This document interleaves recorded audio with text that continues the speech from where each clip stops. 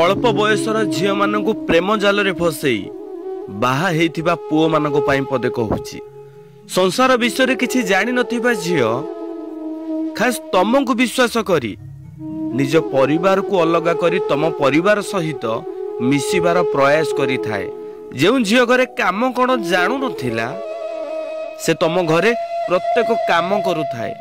अल्प बयसर जीवन रे खुशी पाइबा पाई तमको विश्वास करी तम सहित आसीथिला, किंतु तमे माने कौन कल जेते बेले तम मानकर आवश्यकता पूर्ण करिदेल किछि दिन परे जंत्रणा ठारू भी अधिक विश्वासघातक काम ता सहित कल।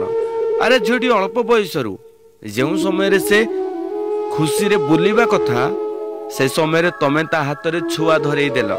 निजर सुंदरता को भूली निज पिलार लालन पालन करने समय रे तमे माने अन्य झील मानक सहित डारेनारे कल। काहाकू विश्वास करी आसीथिला। अरे ता बापा मां को त्याग करी तम मानक हाथ धरी थिला किछि दिन खुशी रे रहिबा पाई, किंतु तमे माने ता सहित कोन करूछ?